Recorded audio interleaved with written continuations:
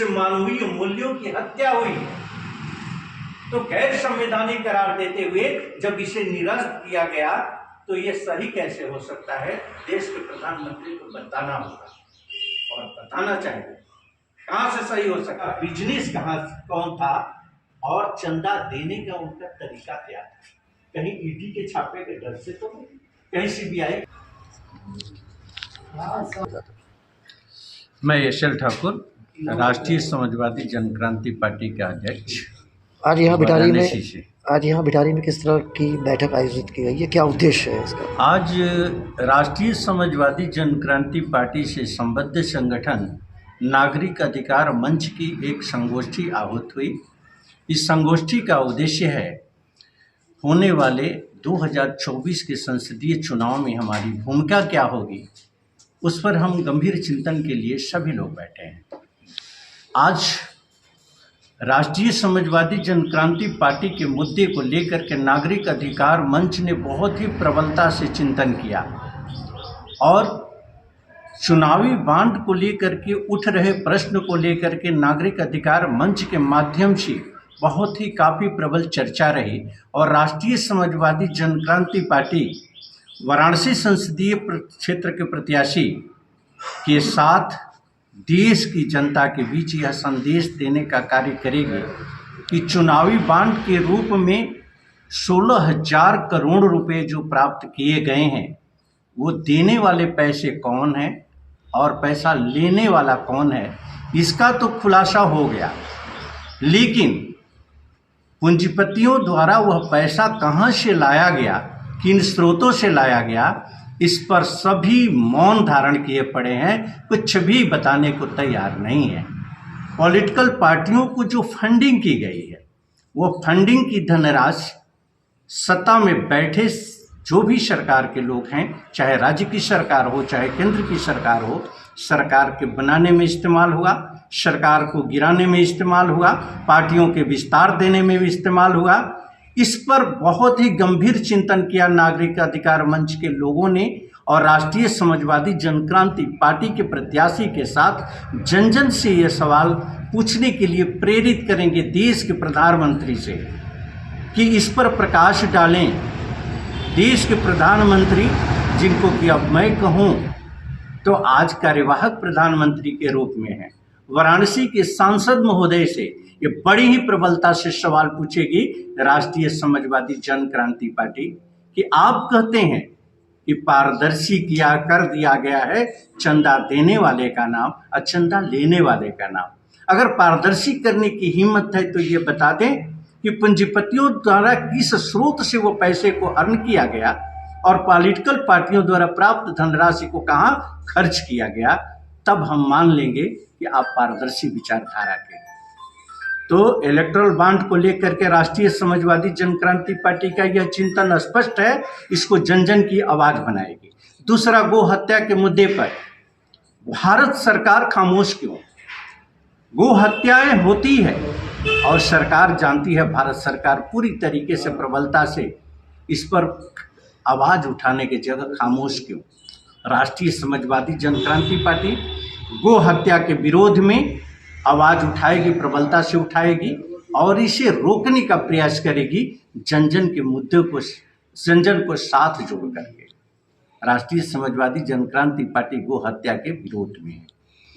तीसरा इशू पर मैं चर्चा करने से पहले आप सभी मीडिया बंधुओं का ध्यान आकर्षित करना चाहता हूं वाराणसी संसदीय सीट को लेकर के कि आज देश का प्रधानमंत्री और सांसद हमारा वाराणसी का, विधायक वाराणसी का, मेयर वाराणसी का, सभासदों की अत्यधिक संख्या भाजपा का। कौन सी ऐसी गली है जहां पर कि सीवर की समस्या नहीं है? कौन सी ऐसी जगह है जहां की टूटी फूटी सड़कें नहीं है? कौन सा ऐसा क्षेत्र है जहां शुद्ध पेयजल की व्यवस्था हो? शर्म महसूस होती है ऐसी सरकार पर। राष्ट्रीय समाजवादी जनक्रांति पार्टी बड़ी ही प्रबलता से इस विषय को उठाएगी और सत्ता में आते ही, सांसद के चुनाव जीतते ही बिजली पानी के साथ साथ सीवर टैक्स पूरी तरीके से मुफ्त होगी, यानी मुफ्त होगा काशी के लिए। ये संकल्प होगा राष्ट्रीय समाजवादी जनक्रांति पार्टी। चुनाव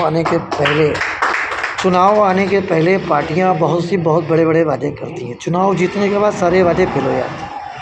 प्राथमिकता क्या होगी आपकी? अगर इस बार आप चुनाव जीतते हैं, सबसे पहली प्राथमिकता जनता के लिए क्या होगी? राष्ट्रीय समाजवादी जनक्रांति पार्टी तथाकथित पार्टियों का कभी भी कंपैरिजन नहीं करती। राष्ट्रीय समाजवादी जनक्रांति पार्टी का मानना है कि नैतिक रूप से पतित राजनेताओं द्वारा संचालित तमाम राजनीतिक दल है, उनसे हमारे विचारधाराओं से कुछ लेना देना नहीं है। हम सत्य के रास्ते पर चलते हैं, असत्य का विरोध करते हैं, भ्रष्टाचार का विरोध करते हैं और भ्रष्टाचारियों का विरोध करते हैं। नैतिक पतन के रूप में स्थापित राजनेताओं की नीतियों का हम विरोध करते हैं। तो मेरी बातों की सत्यता पर कोई प्रश्न करना मीडिया बंधुओं के लिए उचित नहीं है। हम जो कहेंगे, जो पार्टी कहेगी, जो प्रत्याशी कहेगा वही करेगा, इसमें कहीं से कोई संशय पालने की जरूरत नहीं है। बता दें सर। मैं पारसनाथ केसरी, वाराणसी संसदीय सीट सांसद प्रत्याशी यहाँ से हूँ, बनारस। आज जो ये नागरिक अधिकार मंच का कार्यक्रम यहाँ भिटारी में आयोजित किया, क्या उद्देश्य लेकर कार्यक्रम? नागरिक अधिकार मंच के द्वारा हम लोग यहाँ पे लोगों को ये बताने की प्रयास कर रहे, कोशिश कर रहे हैं कि समाज में उनके अधिकार क्या हैं, संविधान के क्या अधिकार है, कानून के अधिकार है, उनके क्या अधिकार है, वो कैसे रहे, क्या करें, कि लोगों को समझाए, बताए।